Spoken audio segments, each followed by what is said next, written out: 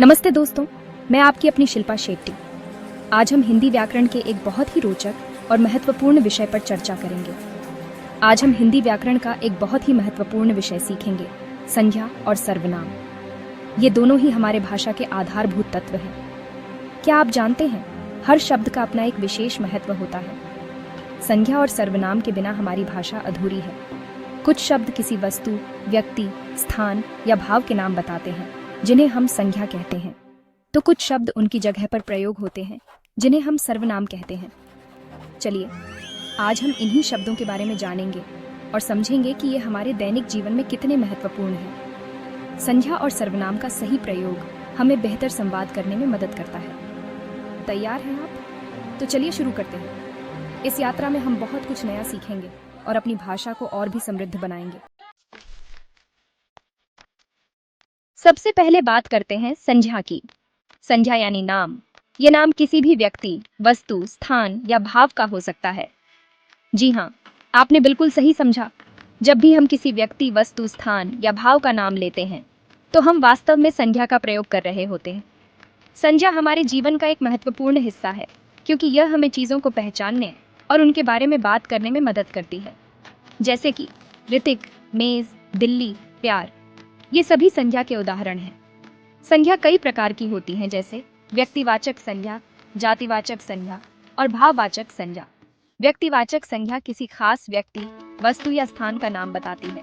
जातिवाचक संज्ञा किसी भी प्रकार के व्यक्ति, वस्तु या स्थान का बोध कराती है। भाववाचक संज्ञा किसी भाव या गुण के बारे में बताती है।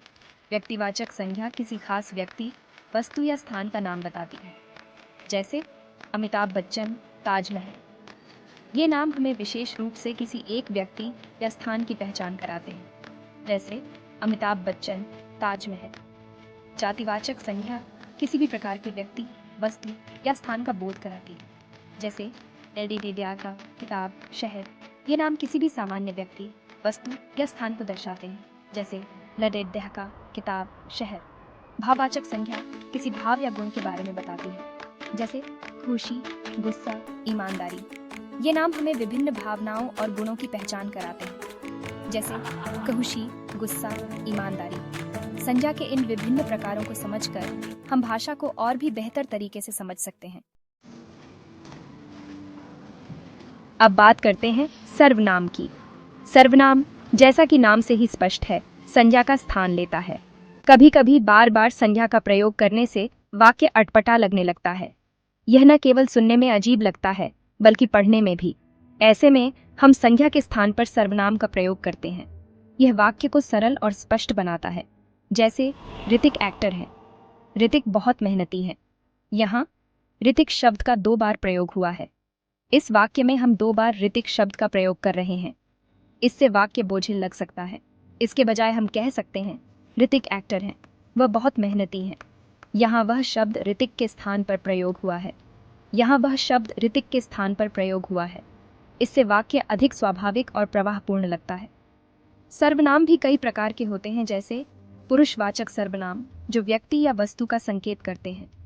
निजवाचक सर्वनाम, जो स्वामित्व या संबंध को दर्शाते हैं, और संबंधवाचक सर्वनाम, जो संबंध को स्पष्ट करते हैं। पुरुषवाचक सर्वनाम में मैं, तू, तुम, आप, यह, वह आदि आते हैं। ये शब्द व्यक्ति या वस्तु का सीधा संकेत करते हैं। तुम, आप, यह, वह आदि आते हैं। ये शब्द वाक्य को स्पष्ट और संक्षिप्त बनाते हैं। निजवाचक सर्वनाम में अपना, स्वयं आदि आते हैं। ये शब्द स्वामित्व या आत्म संदर्भ को दर्शाते हैं। संबंधवाचक सर्वनाम में जो, सो, जिसका, उसका आदि आते हैं। ये शब्द संबंध को स्पष्ट करते हैं। जिसका, उसका आदि आते हैं। ये शब्द वाक्य को अधिक अर्थपूर्ण और स्पष्ट बनाते हैं। सेक्शन 4, चलो अभ्यास करते हैं। अब तक आपने संज्ञा और सर्वनाम के बारे में जान लिया है।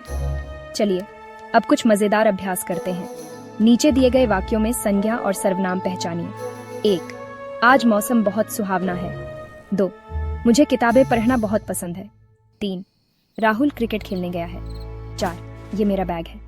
5, तुम कहाँ जा रहे हो? सेक्शन 5, जुड़े रहिए और सीखते रहिए। तो दोस्तों, कैसी लगी आपको आज की क्लास? मुझे उम्मीद है कि अब आप संज्ञा और सर्वनाम को अच्छी तरह से समझ गए होंगे। इनका प्रयोग अपने दैनिक जीवन में कीजिए और अपनी भाषा को और भी समृद्ध बनाइए। अगर आपको ये वीडियो पसंद आया तो इसे लाइक और शेयर जरूर करें और ऐसे ही रोमांचक वीडियोस के लिए हमारे चैनल को सब्सक्राइब करना ना भूलें। नमस्ते।